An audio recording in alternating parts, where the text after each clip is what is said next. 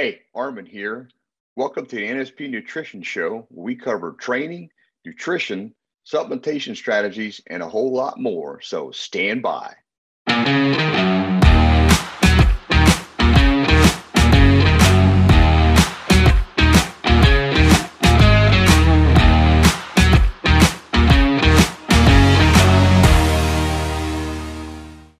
Hey, and welcome to the NSP Nutrition Show. I'm Arman Eckelbarger. Hey, I'm Frank Mills. Thank you for joining Arman and I again for another episode of the NSP Nutrition Show. We appreciate you joining us, whether you're watching or listening.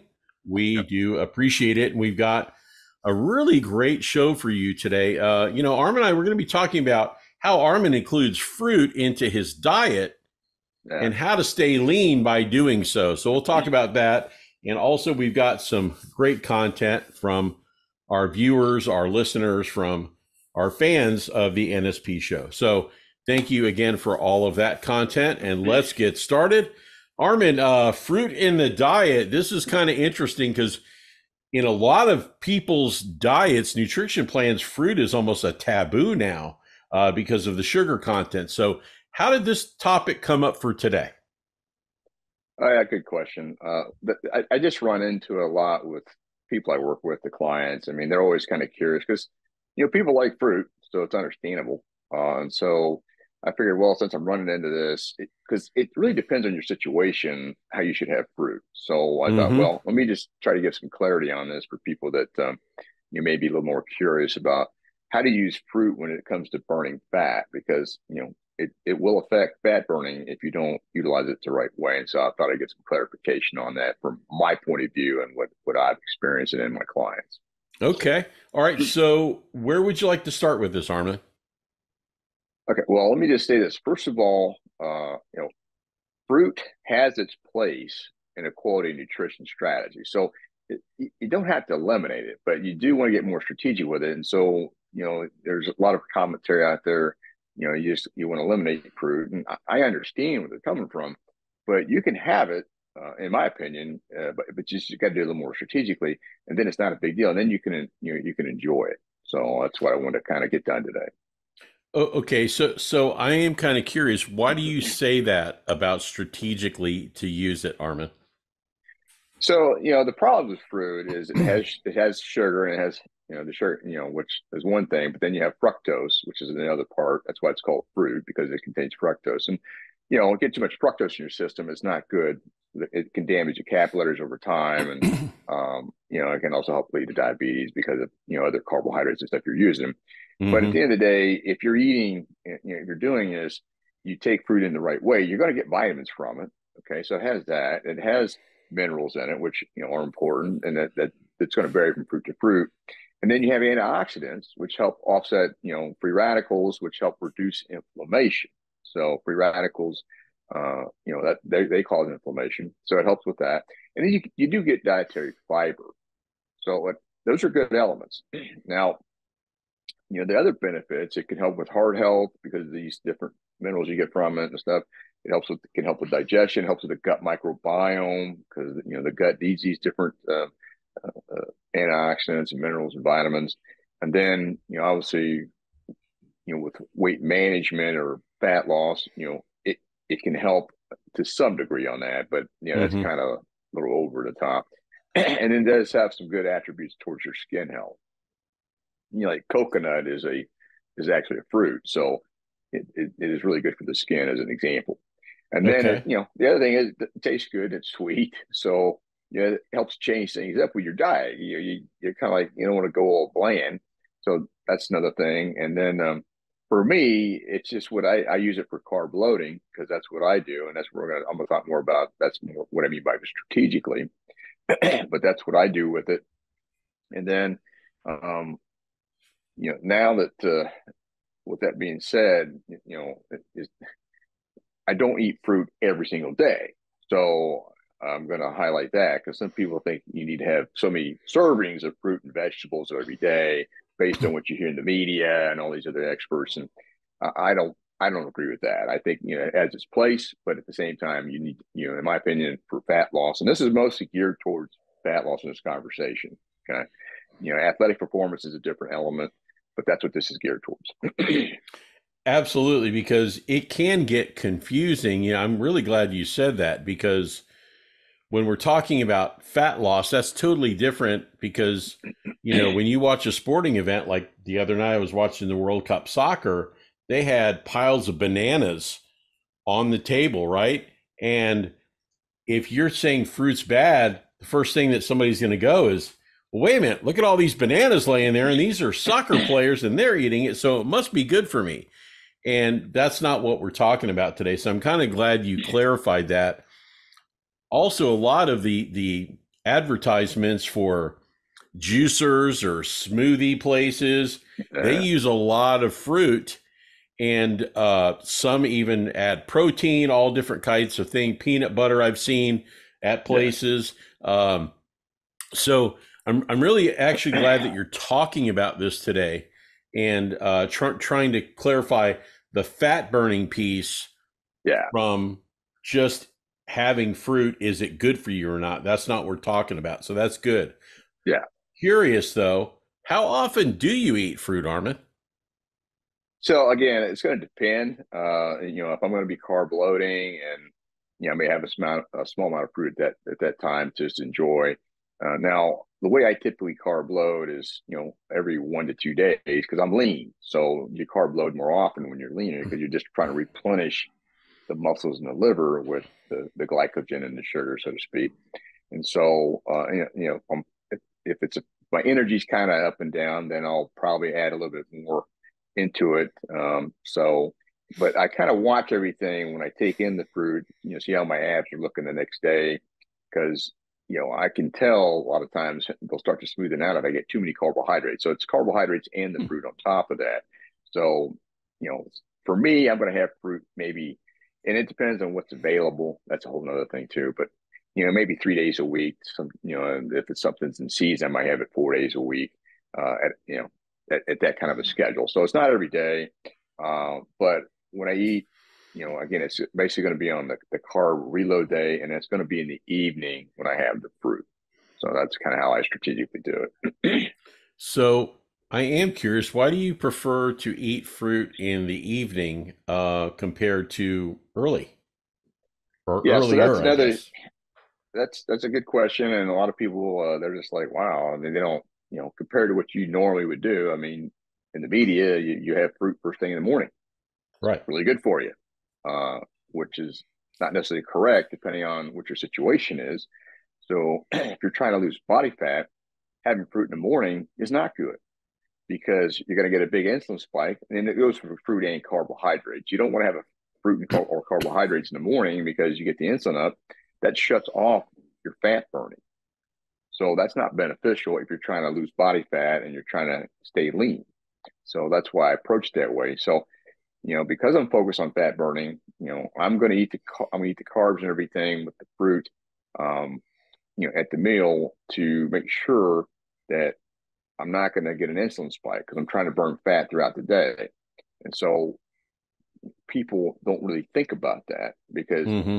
people think that you can burn fat and glucose at the same time. And that is false. And people think that, and I know that they could say, well, for the Krebs cycle, it's going to use these different elements. Well, I don't know. I mean, I've listened to that, but at the same time, a lot of science states you either burn one energy system or the other. And that's what I believe actually happens. And so you're not going to burn carbohydrates, all of a sudden you're going to switch to fats. The reason why, because insulin will block fat burning, because insulin's like, hey, we got to use up this glucose. We got to process this Mm-hmm. glucose. So that's one thing I want to really highlight to people. You don't burn multiple energy systems. And that's the big issue here. So now also, I'm older, so I want to keep my insulin sensitivity high, which, because this allows me to get better absorption of the nutrients when the insulin kicks in. And I want to prevent insulin resistance, because diabetes runs in my family. And so I'm trying to make sure that I avoid that. So I don't want to get insulin resistant. I don't want to become diabetic. So that's another thing, is I'm trying to control how my carbohydrate intake works. And the same thing, fruit's part of that, because I want to make sure that the insulin's getting the nutrients into the cells as efficiently as possible, and that sensitivity is really high. So by having some fruit in the evening, what happens is I'll spike my insulin a little bit because most fruits are a little higher glycemic. But I don't do it all. I'm not doing it all the time. So I'm getting periodic spikes. But what that does do, it does help push the nutrients into the cells when it happens. And then when you get an insulin spike, it will drop back down pretty quickly with the high glycemic carb. So the low glycemic carbs, you get a slighter insulin spike, but the insulin stays elevated longer. So that's why I'm not a big fan of the slow burning carbohydrates, because I want to get insulin back down and out of the way. So I like to do a spike. Again, I'm not doing it 3 or 4 or 5 times a day. I'm doing it once every couple of days on the spike. Okay. So that's the big difference there. Okay. But then when it drops back down within about an hour, no more than 2, I'm back to fat burning mode. So when I do it in the evening, it's going to perk up. And it also tends to have an effect, when you have your carbohydrates in the evening, your serotonin kicks up because it affects that. And then that converts to melatonin. So you tend to sleep better. So that's another element to it. That's why I do it in the evening on top of that. So that's another factor. So when you're evaluating how you want to do it, that's an approach you can take. And that's what I'm doing. Okay. That's actually very interesting. I'm glad you explained that. Are there any types of fruits that you prefer more than others? Well, I like most fruits. I mean, I think a lot of people will be in the same situation. So for me, it just kind of depends what's in season.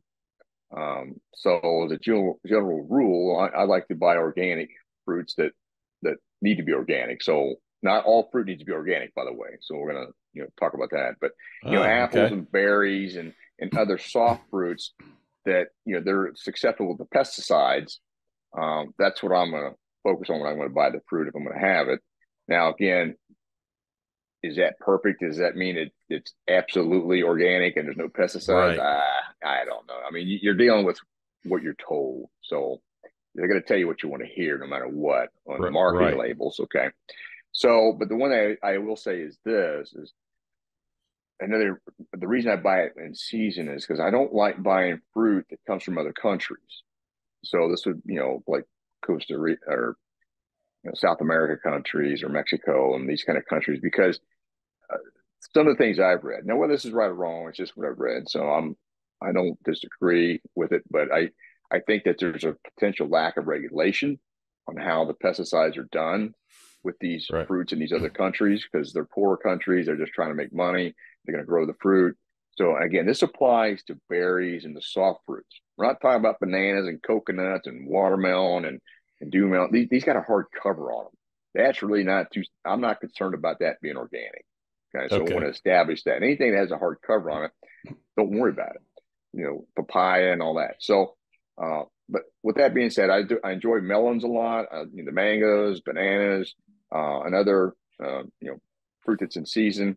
But then, like I said, you got to understand. Okay, what do you want to buy that's organic and what's not organic? And that's the other thing I want to kind of highlight. And so, like when berries are not in season, like blackberries, raspberries, and strawberries, I'm not buying them from other countries, so I'm going to avoid those fruits during that time period. So that's why I'm making that statement. Gotcha. Arman, do you have a specific limit of how much fruit you will eat? I know you talked about, anywhere from maybe 3 to 4 days a week. But, do you have a limit, like one piece or a certain measurement amount, depending on the fruit? No, not really. I mean, it's like when I carb load, I carb load. I enjoy it. So, and again, it depends on, the fruit that I'm having. But what I do, I always have the fruit at the end of my meal. I don't mix it in or start with the beginning. I think that's just a bad move, because your digestive system is going to, as soon as you have carbohydrates or simple sugars like that, your saliva, starts the digestion process right away as soon as you start eating it. And I think it affects the digestion of your protein and your other vegetables. So I like to add the protein first with some vegetables, then I'll finish up with some fruit. So that's how I do it. And it tends, you fill up, you're going to be filling up quicker anyways. So you won't eat it as much because you're getting more full. But sometimes if I'm hungry, though, I may consume a half a watermelon or even a full watermelon because I really enjoy watermelon when it's in season. I mean, I like that, but the reason I don't eat that as often either is pretty messy. So I really enjoy it, but then it does leave a mess for me, anyways. So I also, when I'm going to have fruit, I enjoy fruit cobblers. So I use that and different pies from time to time. So that's the other way I use fruit too. And then these are higher carbohydrate type of options. But again, I'm having them at the end, so I don't eat as much as I probably could. And then so but then these cobblers and pies, I want them to be homemade. I don't like buying store bought because of all the excess they put into it. So, and that's why I enjoy these during the holidays and special events. I'll enjoy that pretty immensely. Pumpkin bread and zucchini bread, which I really love. So, anyways. All right. Well, you're making me hungry, which is really good. But what about people, Arman, that are looking specifically to lose body fat when it comes to fruit, I guess? How do you feel about that? Okay, so that's the good question. So, the clients I work with that are focused on trying to get rid of the belly fat, especially get that waistline down, I'm going to have minimized fruit. I don't need, their insulin getting in the way of the fat burning process. And so we want to control how the fruit's going to happen. So they'll only have it, like on their carb reload days. And then, as the body fat starts coming off, then the metabolism starts firing on all cylinders. Then that's a different story. But in the beginning, we got to get that fat coming off. And so I don't want insulin around as, only as needed just to replenish the muscles and the liver with the appropriate carbohydrates. So I don't subscribe to I used to, but I don't subscribe to the high carb, low fat nutrition strategy. I mean, it can work, but I just think that based on my experience, I did that stuff for years. It just, the reason is it requires eating more often, and then that keeps your insulin elevated. And again, if you eat too many sugars and carbs, then it's going to lead to putting the body fat right back on. And that's not what we're trying to accomplish here. We want to get rid of it. So I have them do that minimal. And, again, they'll only have it selectively on like a carbohydrate day and just have a little bit at the end. And I have them do it at the end of the meal. So, because if you keep doing these, like we talked about, these people that do 5 and 6 meals a day kind of crap, absolutely not necessary. And all you got to do, you're going to be hungry all the time. So when you minimize the carbohydrates like this, you manage your hunger a lot easier too, because you're just burning fat, and so you don't have the that ghrelin kicking in saying, hey, I gotta eat some, I gotta have some food. Oh yeah, absolutely. And I like fruit, but I really cut back on a lot of it because I don't want to eliminate fat burning, right? Okay, so I totally get that. I'm glad you cleared up versus morning versus evening. So now I got to change some things, which you got me really good, because how many years have we seen somebody eating or bringing a bowl of cereal to their kid and they have fruit in it, right? That and orange juice to go with it, and a slice of bread. That was the bread. All as a kid growing up, that's all I saw on TV commercials with the bowl of cereal, and that's supposed to be a healthy breakfast, juice, right? And a slice of bread. And that's with a slab of little thing of butter or margarine. That's your healthy breakfast. Which that is just the worst combination you could ever do when you understand how nutrition works, in my opinion. So I would never recommend that at all. Well, and then on top of that, to discredit eggs and bacon being unhealthy. Yeah, just, right. You're kind of like, oh, all right. Yeah, so good luck with that. Yeah. All right. So we're running out of time. Arman, what do you have to wrap this up about fruit? All right. So if you're fairly lean, then you can have fruit more often. Probably not a big deal because your metabolism's working and you're just replenishing your energy reserves. So if you're athletic and you're burning a lot of carbohydrates, then not a big deal. It won't apply as much. Now, if you're trying to lose body fat, then I would minimize your fruit intake, and I'd be real strategic with it, like we discussed. And I will say this too: I don't agree with these other diets like carnivore and the other ones that are out there that say you need to eliminate fruit. uh, it's a naturally occurring food source. Why would you want to eliminate it? Because there are benefits. So that's my argument against that. I just disagree with that totally. I mean, I'm all about having quality fats and protein, but just eliminating something out of your diet makes absolutely no sense to me. Now, if you have a Mm-hmm. condition that would irritate it, well, that might be different. But we're talking about everyday people here, so I don't agree with that. And I also feel like it does help with the gut microbiome. So you want to make that always work at a high level because that's what gives you good bacteria, that gives you good flora, which helps kill the viruses and bacteria. That keeps you healthy. So that's the other reason why I'm not a big fan of it. Um, and again, I feel like if nature made it, you should. It's good to consume it. It's probably not a big deal. It's just a matter of making it work for you. That's the most important. So that's my thoughts on it. Excellent. Arman, a lot of great information, and hopefully that helps our audience. And if it does, please feel free to share this episode with friends or Yeah, family that you think it can help them. That's why we do what we do, and we try to make an impact as much as we can. And we rely on you folks to not only watch or listen, but share. And we'd appreciate it if you did. Arman, again, great segment. And stand by for a quick word from NSP Nutrition, and Arman and I will be right back.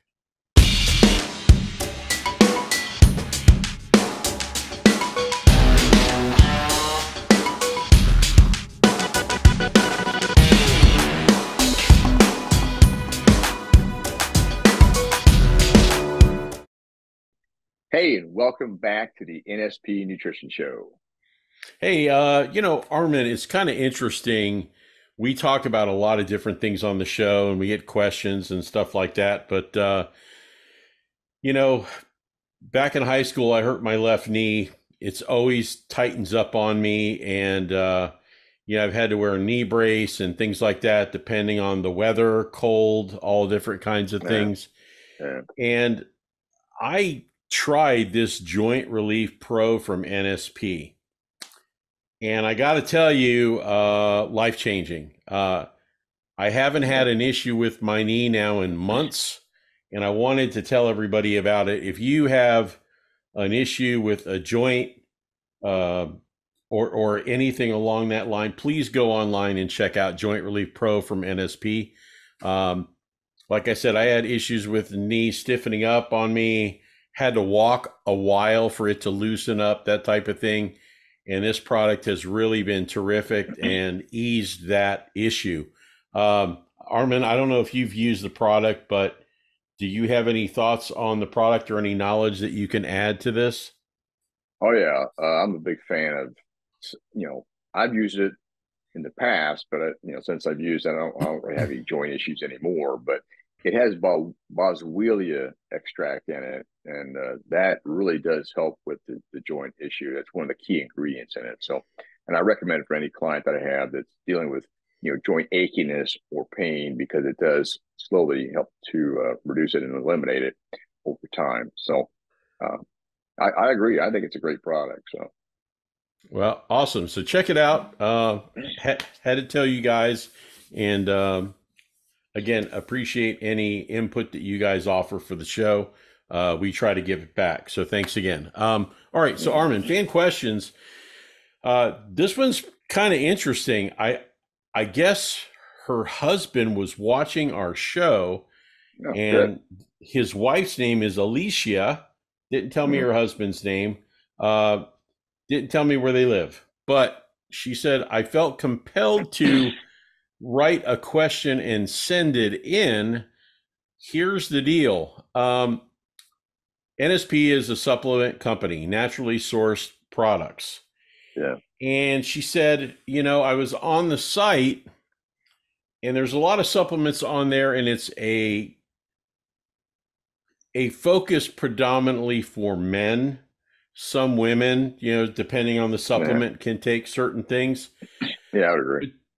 But she said, what about kids?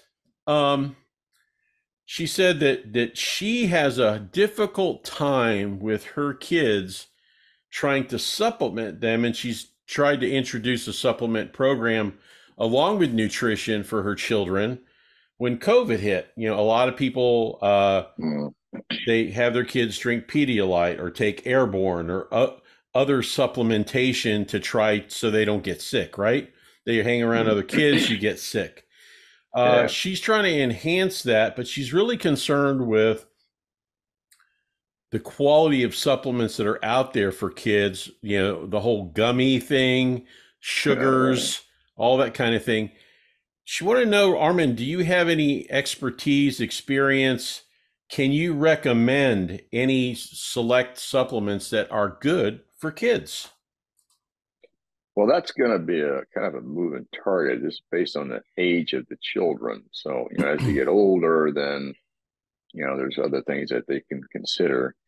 So I don't know the age of the kid. So it's, I wouldn't, any kid that's under like 13 to me shouldn't be in a need, uh, if they're eating solid, real food, should not be in a need for supplementation, in my opinion, Okay. unless there's a deficiency that they don't know about. I'm a big fan of checking the vitamin D levels, make sure that the child's vitamin D levels are good. So the only thing I would say would be a pretty safe thing, no matter what, is vitamin C, and then a vitamin mineral supplement, just to make sure you're getting enough of the correct minerals and the vitamins daily. So that would be the two main things. If they want to include fish oil in that, they can include fish oil. But I don't see a need for a lot more than that, unless there is I mean, the vitamin D could be a need, but you just don't start taking that until you have it measured.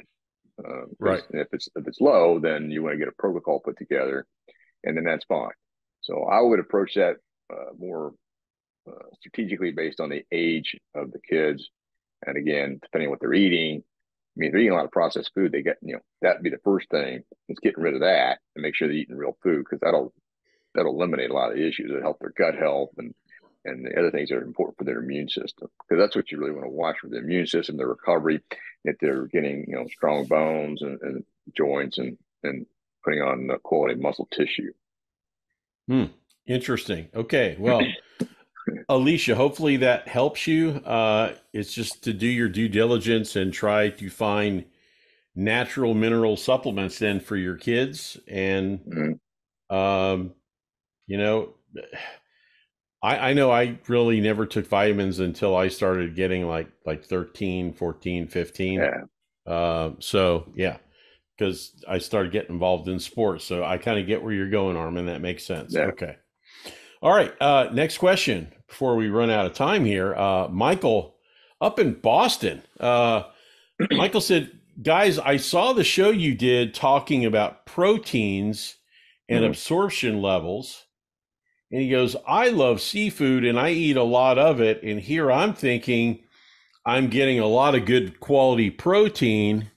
And from what Armin said, it's not as good as having eggs or beef or other type of proteins. Can you clarify that just a bit more? Extremely disappointed in Boston is how he ended it.